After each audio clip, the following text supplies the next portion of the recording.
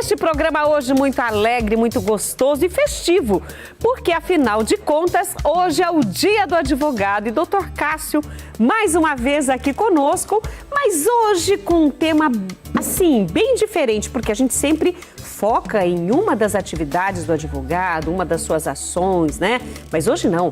Hoje o assunto é o profissional. Mais uma vez, parabéns e seja bem-vindo. Muito obrigado, Rita. A gente começa a ficar mais íntimo, mais conhecido do pessoal de casa e um dos motivos também, até porque eu aceitei e achei muito legal a gente fazer essa entrevista, é porque além de advogado, eu também sou pesquisador da área do direito. Eu também pesquiso da parte da teoria, que a gente lá dentro da faculdade tem um negócio chamado Teoria Geral e Filosofia do Direito. Eu também sou pesquisador nessa área. Então é sempre um prazer enorme da gente falar de tudo isso que é direito, mas que não é direito de família, direito do trabalho, mas que também tem tudo a ver com a coisa. E olha, é bom que a gente entenda também, já que estamos falando no Dia do Advogado no Brasil, que a gente entenda quem é esse profissional. Né? Muitas pessoas falam assim, o advogado é só para entrar com causa na justiça. E não é não, viu, gente? É muito além disso. Nossa, só lembro do advogado quando tem que ou responder um processo ou entrar com um processo. Mas, na verdade, seria legal a gente entender quem é esse profissional. Quem é o advogado? Quem pode advogar? Aproveitando o verbo aí com o substantivo. Olha, essa é uma pergunta que ela parece às vezes muito óbvia, né? Poxa, quem é advogado? É o advogado, é aquele cara que usa terno e fala difícil. Parece óbvio, né? Parece óbvio, mas olha só, o advogado é aquela pessoa que não só é bacharel em direito, ou seja, fez a faculdade de direito, mas que ele está inscrito, mas não é só inscrito também, e além de tudo, portanto, está ativo na Ordem dos Advogados do Brasil. Então, o que acontece? Muitas pessoas, e isso, né, eu também participo aqui de forma ativa na Ordem dos Advogados na cidade de Campinas, e a gente vê muitas pessoas, que contam lá pra gente, né? Fala, poxa, aquela pessoa lá que eu achava que era advogado, ele se apresentava como advogado, depois eu descobri que não era. Por quê? Porque não basta ser formado, tem que ter OAB. Por quê? Porque exatamente a OAB que permite a gente entrar, por exemplo, com a atividade principal, que é entrar com os processos, é representar em juízo. Mas também tem uma confusão que o pessoal faz. Por exemplo, o juiz. Juiz é advogado? É meio óbvio, né? Não. Mas e aquela pessoa lá no cartório que fez uma procuração para mim, fez uma escritura pública? Ela é advogado? Não, não é advogado. Escrivão ou escrevente? O escrevente. Aliás, minha esposa, um beijo para ela, é escrevente, ela é escrevente notarial. Mas não é advogada. Ela é bacharel, não é um requisito para todos, né? Mas ela, por acaso, é bacharel, mas não é advogada, porque o advogado é aquela pessoa que tem OAB ativa. Agora, algumas atividades, por exemplo, como a de bacharel, não pode ter OAB ativa, porque são conflitantes. Aquela pessoa assim, por exemplo, eu sou contador e ao mesmo tempo eu sou advogado. A OAB e as decisões dos nossos tribunais entendem que isso é conflitante. Ou você é advogado, ou você trabalha ali na outra profissão. Bom, agora a gente entendeu quem é o advogado e essa prova da ordem, né, da OAB, é uma prova muito difícil.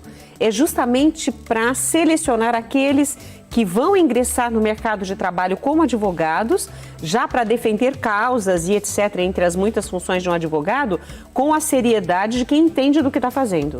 Exatamente, Rita. Eu acho que aqui é até uma oportunidade para a gente desmistificar algumas coisas. A prova da OAB, ela é requisito. Não tem um advogado que não prestou essa prova, tá? Não tem essa possibilidade. E aí, como que é feita essa prova? São duas fases. A primeira fase, o pessoal vai lá, tem 80 questões, eles precisam responder uma certa quantidade dessas questões corretas, são questões gerais, e depois vai ter uma segunda, não termina aí não, vai ter uma segunda fase. E aí aquele profissional vai escolher, eu quero constitucional, eu quero tributário, eu quero direito civil, ele vai escolher uma dessas áreas e em uma dessas áreas ele vai fazer a segunda fase, que consiste em responder algumas perguntas na forma escrita, não é mais múltipla escolha, e depois ele vai redigir ali uma peça processual. Porque o advogado, logicamente que se sentar aqui um médico, sentar um engenheiro, sentar um contador, todos eles vão falar que a profissão deles é muito importante. E é porque óbvio, todas as profissões são muito importantes. Mas o do advogado, a gente cuida diretamente com vidas, né? Quando alguém coloca lá na minha mão a causa do filho, lembra da última entrevista que a gente falou sobre adoção? Lembro. Poxa vida, a pessoa coloca na minha mão a causa que é do filho dela. Aquilo ali é muito importante. Ela está ela tá pedindo para a gente resolver uma coisa que é da família dela. Então é por isso esse critério da OAB, esse critério da prova. E é justamente por isso que as pessoas que não passaram ou não prestaram, por qualquer motivo, a prova da OAB, elas não têm um negócio que a gente chama, agora vai começar a falar de difícil, né? Que é um negócio chamado poder postulatório. O que é o poder postulatório? É aquele poder que todo advogado com a sua carteira pode ir lá e pedir em juízo em representação de alguém. Por isso que todo advogado precisa de uma procuração. Porque pela procuração eu vou lá falar, por exemplo, em seu nome. Em nome, enfim, do meu cliente. Tem vários tipos de procuração, inclusive, né? Tem de plenos poderes, tem especificamente para resolução de um caso. Então as pessoas têm que observar também isso, né? Olha, para quem eu vou dar a minha procuração? Direitos a esta pessoa, a este advogado, a este profissional, para falar em meu nome. Você tem toda a razão. Acho que eu não consegui esconder a minha cara de satisfação com a pergunta, porque isso é uma coisa também que a gente vê muito. O que acontece? Quando você assina lá uma procuração para o seu advogado, muito não posso dizer, porque eu não estou vendo ali o documento. Mas muito provavelmente o que vai estar nesse documento ali são assim, os poderes gerais, que é para te representar de forma geral ali em juízo, mas muita atenção. Todas ou quase todas as procurações vai ter um negócio ali, poderes especiais de dar quitação, de receber, de levantar dinheiro. Então você está autorizando aquele profissional a, por exemplo, ganhou lá o dinheiro no processo, ele vai levantar, ele vai pegar esse dinheiro e os bons advogados vão separar ali o que são os honorários dele e entregar para o cliente. Mas, infelizmente, como em qualquer profissão, tem os profissionais que não são tão sérios.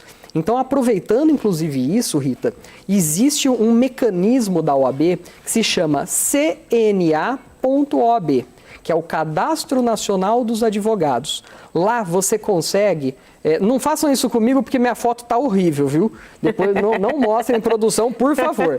Mas se você for lá agora no CNA... curiosa. Eu vou... Olha, não parece nem eu, mas enfim, o pessoal do meu escritório agora certamente está rindo a hora que eu falei isso, porque eles conhecem, já foram lá e já conhecem minha foto. Aliás, estavam rindo disso ontem. Mas lá no CNA OAB, você digita o nome da pessoa.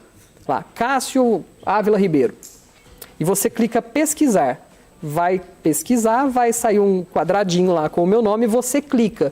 Vai mostrar a foto do profissional, o nome completo dele, o número do OAB e se ele está ativo.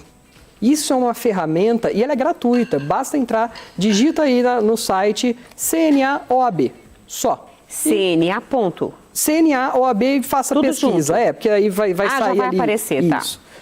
Mas é uma ferramenta maravilhosa. Ou seja, se a pessoa não estiver lá, pode ser que ele tenha sido formado em direito, mas não seja um advogado autorizado a atuar como advogado mesmo. Exatamente. E mais, às vezes aquela pessoa foi advogado, está aprovado no OAB, mas por qualquer motivo está com a OAB suspensa. Não pode advogar.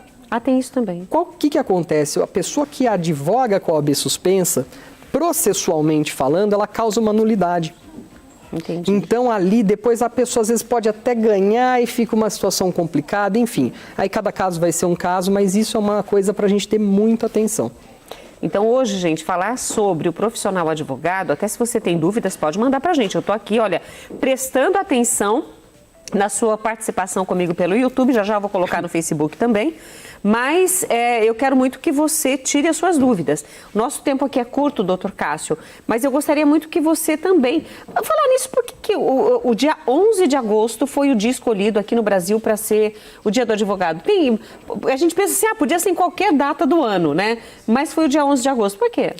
11 de agosto de 1827. foi quando foram fundadas as 2 primeiras faculdades de Direito do Brasil.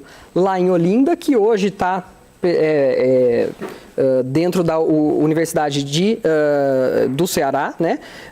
E agora a faculdade, eu só não estou me confundindo, não, de fato, foi lá em Olinda e em São Paulo, que é o Largo São Francisco.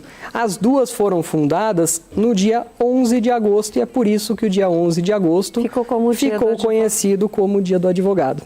Olha, gente, para nós não é só história, para nós é conhecimento, e isso eu acho legal. De repente você tem na sua família, ou aquele advogado que cuida já das coisas da família há tanto tempo, é nele que você confia para tirar as suas dúvidas. E é bom conhecer um advogado, sem segundas intenções, mas é bom, porque na hora que você precisa de um conselho, é nele que você vai confiar. Com certeza. E é por isso que a gente sempre diz, é uma coisa que eu repito, eu falo brincando que eu sou repetitivo, mas é uma repetição boa mesmo.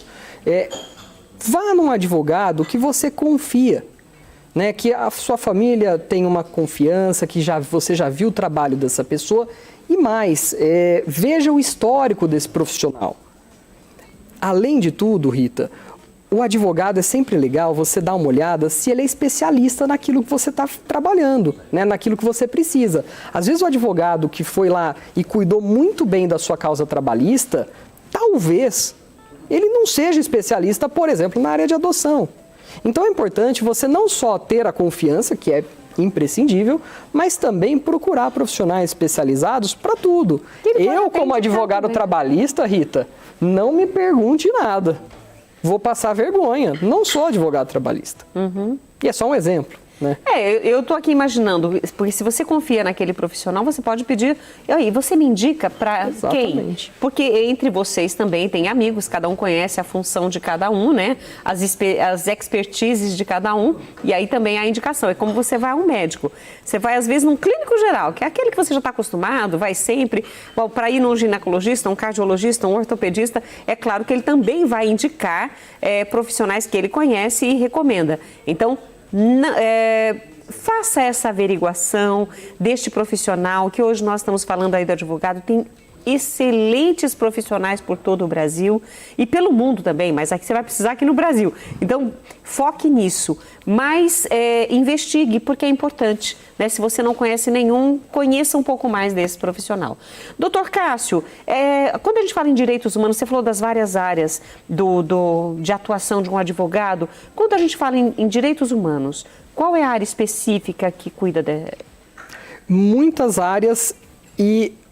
A própria área do direitos humanos é uma área autônoma por si só dentro do direito. Mas muitos profissionais de vários setores também podem auxiliar nisso. Quando a gente fala de direito, por exemplo, de família, que é a minha especialização, direito do trabalho, não é exclusivamente, mas na maior parte das vezes, são processos em que é fulano versus ciclano. Então, é um processo que é entre as partes propriamente. Aquela sentença, os efeitos do processo, só funcionam entre eles dois. Agora, normalmente, também não é regra, mas na maior parte das vezes, quando a gente está falando de direitos humanos, a gente está falando de um processo que gera efeito para a sociedade, para todo mundo, são os chamados de direitos coletivos. Então, esses direitos coletivos podem vir de vários lugares. Por exemplo, um advogado trabalhista representando ali uma associação, um sindicato, enfim, qualquer tipo de grupo ali que protege os trabalhadores, às vezes entra com uma ação e justamente o efeito disso tudo é essa proteção coletiva daquelas pessoas. Olha, gostei muito de conversar hoje especificamente sobre a sua profissão. Mais uma vez, parabéns, obrigado por tua presença. Gente, o Dr. Cássio Ávila Ribeiro, ele está sempre aqui conosco.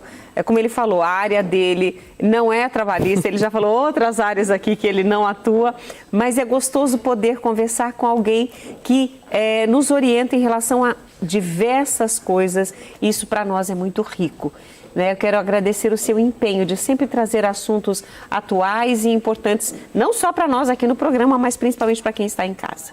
Muito obrigado, Rita. É sempre uma delícia. E é uma delícia de duas formas, viu? É uma delícia que agora eu não vejo a hora de ir comer ali os nossos chili beans. Mas delícia. E tá bom, viu? Tá bom? Tá uma Mas eu vou querer com a pimenta, com a Carolina Reaper. Ah, eu não vou aguentar porque o pessoal lá de casa já sabe. Eu com pimenta bebo. Eu vou fazer assim, a produção, não, a Lu tá ali, por favor, chama a brigada de incêndio, entendeu? Chama a brigada de incêndio porque ele vai precisar daqui a pouco. Mais uma vez, muito obrigada, viu, doutor? Obrigada mesmo.